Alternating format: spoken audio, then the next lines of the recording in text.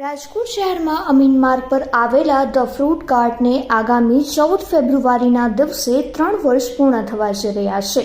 ભાઈ અને બહેનના એક વિચારથી 3 વર્ષ પહેલા ધ ફ્રૂટ કાર્ટની શરૂઆત કરવામાં આવી હતી, જેને રાજકોટ વાસીઓએ પણ જબરો પ્રતિસાદ આપ્યો હતો. 14 ફેબ્રુઆરીએ 3 વર્ષ પૂર્ણ થતાની ખુશીમાં પૂજન વોરા અને પ્રણાલી વોરા દ્વારા એવું નક્કી કરાયું છે કે આ દિવસની ઉજવણી ગરીબ અને જરૂરિયાતમંદ લોકોને મદદ કરીને કરવામાં આવે. તેના જ ભાગરૂપે આગામી બુધવારે ધ ફ્રૂટ કાર્ટ દ્વારા 1000થી વધુ ફ્રૂટ ડીશનું વિતરણ ગરીબ અને ઝૂંપડપટ્ટીના લોકોને કરવામાં આવશે. 14 ફેબ્રુઆરીએ વેલેન્ટાઇન ડે પણ છે અને સાથે ધ ફ્રૂટ કાર્ટને 3 વર્ષ પૂર્ણ થઈ રહ્યા છે. ત્યારે વેલેન્ટાઇન ડેની ઉજવણી આમ તો કેક કટિંગ, પાર્ટી જેવા તામઝામ સાથે થતી હોય છે, પરંતુ પૂજન વોરા અને પ્રણાલી વોરા બંને ભાઈ બહેને કંઈક અલગ કરવાનો વિચાર કર્યો અને આ અંગે આજે યોજાયેલી પત્રકાર પરિષદમાં માહિતી આપી હતી. હેલો, મારું નામ પૂજન વોરા છે અને મારી ટીમ છે એમાં મારા સિસ્ટર છે પ્રણાલી વોરા, મારા વાઈફ છે મનિકા જૈન અને અમારા મેનેજર છે કમલસિંહ. અમે લોકો ફ્રૂટ કાર્ટમાં અત્યારે 3 વર્ષ કમ્પ્લીટ થઈ છે, તો એ 3 વર્ષ કમ્પ્લીટ થવાને અમે અલગ રીતે સેલિબ્રેટ કરવા માગીએ છીએ. અમારી જર્ની અમે સ્ટાર્ટ કરી હતી એ અમે કાઢાથી કરી હતી. જ્યારે કોરોના ટાઈમ હતો, કોવિડ ટાઈમમાં અમે લોકોએ બધાને 4 મંથ સુધી અમે લોકોએ ફ્રી ઓફ કાઢો આપ્યો હતો. તો અમને 3 years કમ્પ્લીટ થયા પછી સેમ થોટ આવ્યો કે અમે why not to give something to people. તો અમે લોકોએ ફ્રૂટ પ્લેટર્સ બનાવી અને પ્લાન કરીએ છીએ કે જે ગરીબ લોકો છે એ લોકોમાં અમે ડિસ્ટ્રીબ્યુટ કરીએ.